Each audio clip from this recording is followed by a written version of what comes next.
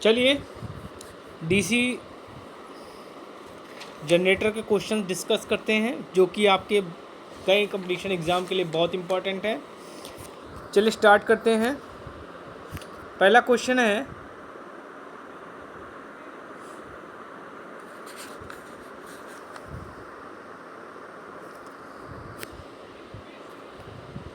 Commutator खंडों को armature कंडक्टरों के किसके माध्यम से जोड़ा जाता है? तांबे के लक्स, प्रतिरोध तार, इंसुलेशन पैड। तो बच्चों इसमें आंसर क्या होगा? तांबे के लक्स। ठीक है, चलिए अगला क्वेश्चन देखते हैं।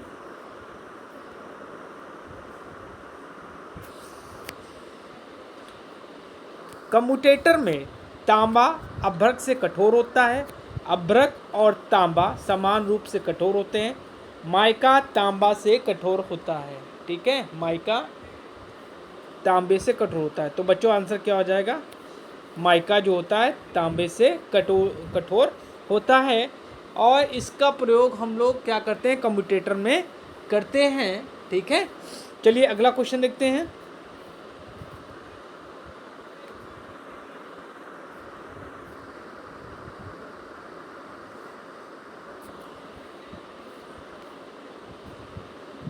क्या कह रहा है कि प्रेरित ईएमएफ की दिशा ज्ञात करने के लिए फ्लेमिंग के दक्षिण हस्त नियम के अनुसार जब मध्यमा उंगली प्रेरित ईएमएफ की दिशा में इंगित करती है तो तर्जनी उंगली प्रेरित ईएमएफ की दिशा में इंगित करेगी।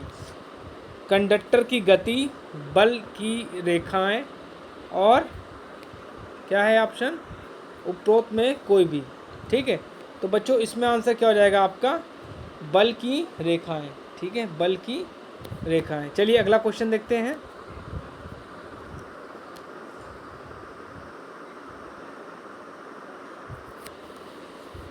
प्रेरित ईएमएफ की दिशा के संबंध में फ्लेमिंग के दायां हस्त नियम से संबंधित है।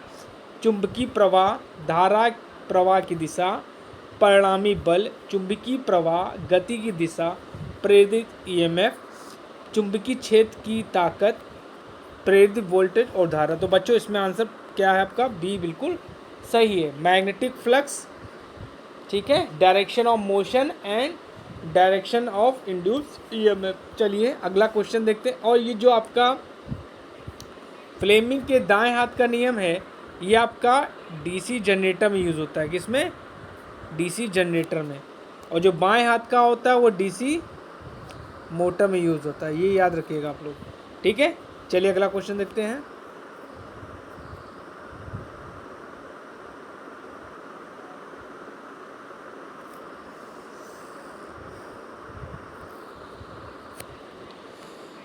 क्या कह रहा है?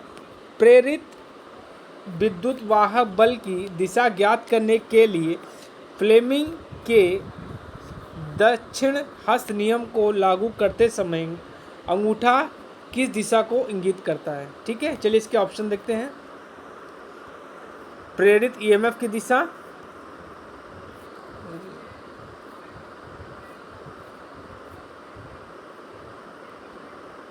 प्रेरित ईएमएफ की दिशा, फ्लक्स की दिशा, चालक की दिशा यदि तर्जनी उंगली उत्पन्न ईएमएफ की दिशा में इंगित करती है।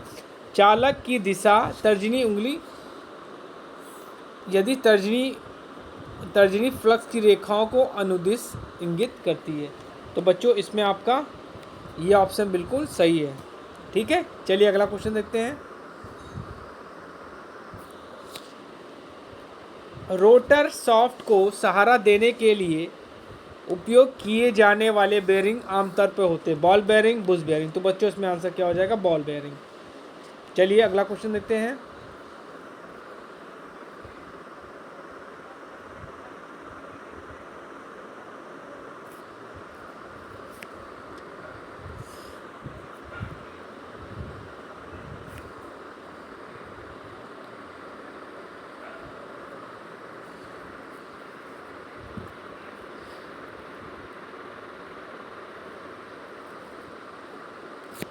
देखिए अगला क्वेश्चन है, डीसी जनरेटर में ब्रश के तेजी से घिसने का कारण हो सकता है गंभीर स्पार्किंग, खुरदरी कम्यूटेटर सतह, अपूर्ण संपर्क, उपरोक्त में से कोई भी। तो बच्चों ये कोई भी आपके ऑप्शन हो सकते हैं, तो इसमें आंसर क्या हो जाएगा आपका, ये सही है। चलिए अगला क्वेश्चन देखते हैं। लैब बाइंडिंग में ब्रशों की संख्या हमेशा होती है, ध्रुवों की संख्या की 2 गुनी कर दी जाएगी। ठीक है, सेम, ठीक है, सेम ध्रुवों की संख्या के समान है, ध्रुवों की संख्या का आधा 2। देखिए क्या होता है, अगर लैब बाइंडिंग है तो A बराबर P होता है। क्या होता है, A बराबर P होता है। तो इसमें आंसर क्या होगा, ध्रुव संख्या। ठीक है, और अगर वेब बाइंडिंग होगी, अगर वेब बाइंडिंग होगी तो ये आपका ऑप्शन सही हो जाएगा पहला। ठीक है, चलिए अगला क्वेश्चन देखते हैं।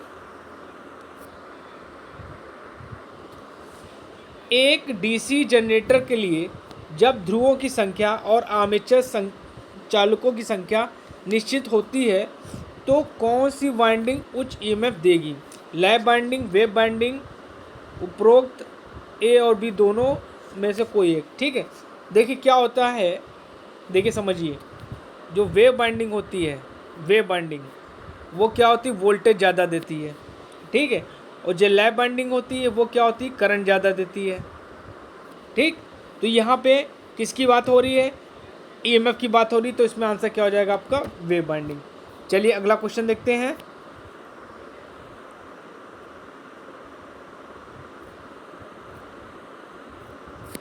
डीसी मशीन में तांबे के ब्रश का उपयोग किया जाता है। ठीक है, जहां कम वोल्टेज उच्च धारा शामिल हो, जहां उच्च वोल्टेज छोटे करंट शामिल हो। उपयोग दोनों मामले, उपयोग में कुछ नहीं। देखिए जब हम लोग कॉपर का यूज़ करते हैं, कहाँ यूज़ करते हैं, जब मोर करंट चाहिए हमको, क्या चाहिए, मोर करंट। मोर करंट के लिए हम लोग कहाँ करते हैं, कॉपर का यूज़ करते हैं। ठीक है, वैसे हम लोग मोस्टली यूज़ करते हैं कार्बन और ग्रेफाइट के ब्रशों का प्रयोग करते हैं। चलिए अगला क्वेश्चन देखते हैं।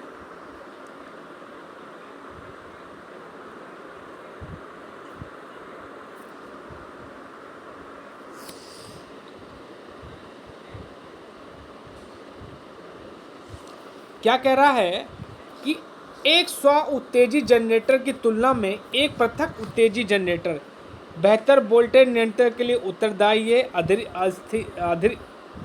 अधिक स्थिर है। इसमें इसमें क्या है, लोड धारा से स्वतंत्र उत्तेजित धारा होती है में से उपरोक्त। तो इसमें क्या होती हैं, सारी विशेषताएं होती, क्या होती बच्चों, इसमें सारी व्यवस्थाएं होती। तो इसमें आंसर क्या हो जाएगा, ये सही हो जाएगा।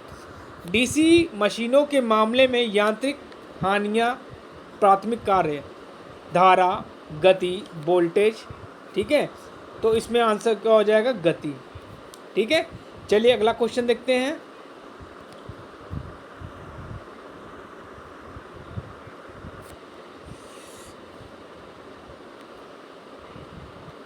डीसी मशीनों में लौ हानियां भिन्नताओं से स्वतंत्र होती हैं, गति से, वोल्टेज से, लोड से। तो बच्चों इसमें आंसर क्या हो जाएगा, लोड से।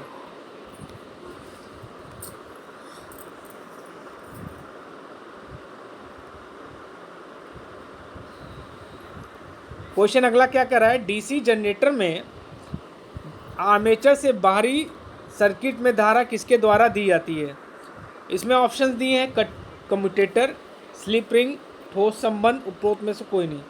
तो बच्चों इसमें जो आपका कम्यूटेटर होता है, कम्यूटेटर के साथ, कम्यूटेटर क्या करता है, एसी को डीसी में, एसी टू डीसी और डीसी टू एसी करता है, डीसी टू एसी।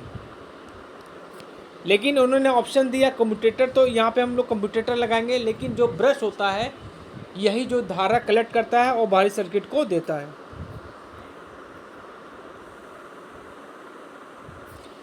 अगला क्वेश्चन, एक डीसी जनरेटर में यदि पोल की संख्या p ध्रुवों की संख्या और n रोटरों का आरपीएम है तो चुंबकीय व्युत्क्रम की आवृत्ति होगी। देखिए आवृत्ति इक्वल टू क्या होती है,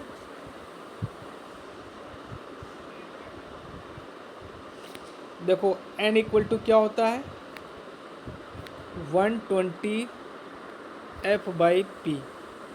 तो यहाँ फ्रीक्वेंसी की बात कर रहा है, तो F इक्वल टू क्या हो जाएगा, Pn/120।